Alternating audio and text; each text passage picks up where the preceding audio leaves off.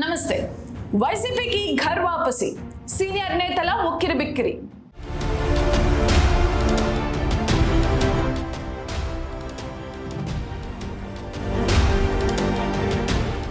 అధికారం చేజారింది, భవిష్యత్తు మీద భయం పట్టుకుంది. ఇంకేముంది, కండువాలు మార్చేశారు. ఒకప్పుడు జగన్ క్యాబినెట్లో చక్రం తిప్పిన హేమీలు 2024 ఎన్నికల తర్వాత ఆగమేఘాల మీద సైకిల్ ఎక్కారు. కొందరు గ్లాస్ పట్టుకున్నారు, అంత హ్యాపీ అనుకున్నారు. కానీ సీన్ కట్ చేస్తే సీన్ మారింది. ఎగిరెగిరి పక్క పార్టీలో దూకిన నాయకులకు ఇప్పుడు కూటమిలో ఊపిరాడటం లేదా? అసలు ప్రయారిటీనే దక్కడం లేదా? మళ్ళీ ఫ్యాన్ గాలి కోసం ఏసీ రూముల్లో ఎదురు చూస్తున్నారా? ఏంటా ఘర్ వాపసి మంత్రం?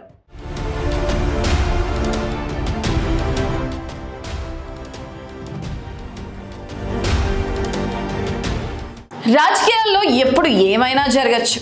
పార్టీలు మారిన ఈ సీనియర్ల పరిస్థితి ఇప్పుడు బంతికూటికి ఇంటికూటికి చెడ్డట్టుగా మారిందనే టాక్ గట్టిగా వినిపిస్తుంది. ముఖ్యంగా జనసేనలోకి వెళ్లిన నేతల కష్టాలు అన్నీ కావు. ఒకప్పుడు ప్రకాశం జిల్లా రాజకీయాలను శాసించిన బాలినేని శ్రీనివాసరెడ్డి పరిస్థితి ఇప్పుడు ఏంటో తెలుసా? రాష్ట్ర స్థాయి గుర్తింపు ఆశించి వెళ్తే సొంత జిల్లాలో ఆయన మాటకు విలువ లేకుండా పోయిందట. స్వయంగా డిప్యూటీ సీఎం పవన్ కళ్యాణ్ హామీలు ఇచ్చిన గ్రౌండ్ లెవెల్లో అమలు కావడం లేదని ఒంగోలు నాడి చెబుతుంది. ఇక కృష్ణా జిల్లాకు చెందిన మాజీ ఎమ్మెల్యే సామినేని ఉదయభానుది కూడా అదే పరిస్థితి. పార్టీలో చేరి ఏడాదిన్నర అవుతున్నా సరైన గుర్తింపు లేదని సన్నిహితుల దగ్గర వాపోతున్నారట. పోనీ సైకిల్ ఎక్కిన వాళ్ళైనా సంతోషంగా ఉన్నారా అంటే అక్కడ పరిస్థితి ఎక్కడ వేసిన గొంగలి అక్కడే ఉన్నట్లుగా ఉందట. జగన్ ప్రభుత్వంలో కీలకమైన వైద్య ఆరోగ్య శాఖను హ్యాండిల్ చేసిన ఉప ముఖ్యమంత్రి ఆళ్ల నాని, మాజీ మంత్రి మోపిదేవి వెంకటరమణ వైసీపీ అధిష్టానంతో విభేదించి పసుపు కండువా కప్పుకున్నారు. కానీ టీడీపీలో ఆశించిన స్థాయిలో ప్రాధాన్యత దక్కడం లేదని లోపల రగిలిపోతున్నారట. ఇక జంగా కృష్ణమూర్తి ట్రాక్ రికార్డ్ చూస్తే వైసీపీ ఆయనకు ఏకంగా ఎమ్మెల్సీ పదవి ఇచ్చింది. కానీ ఎన్నికల టైంలో టీడీపీలో చేరారు. పార్టీ అధికారంలోకి రాగానే టీటీడీ బోర్డు మెంబర్ పోస్ట్ అయితే దక్కింది. కానీ ఆ తర్వాత జరుగుతున్న పరిణామాలతో ఆయన కూడా తీవ్ర అసంతృప్తితో ఉన్నారని టాక్.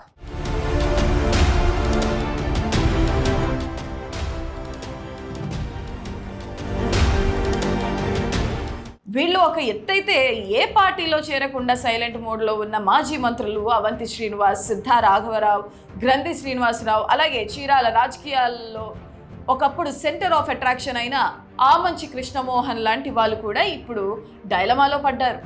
కాంగ్రెస్లో ఓడిపోయిన ఆమంచి సైతం ఇప్పుడు సైలెంట్గా ఉండటం వెనుక పెద్ద వ్యూహమే ఉందంటున్నారు రాజకీయ పండితులు. మొత్తం మీద చూస్తే అప్పట్లో కేవలం వైసీపీని మానసికంగా దెబ్బతీయడానికే వీళ్ళ చేరికలను కూటమి ప్రోత్సహించింది. కానీ అధికారంలోకి వచ్చాక నెత్తిన పెట్టుకునే ఉద్దేశం ఏమాత్రం లేదని క్లియర్గా అర్థమవుతుందని విశ్లేషకులు అంటున్నారు.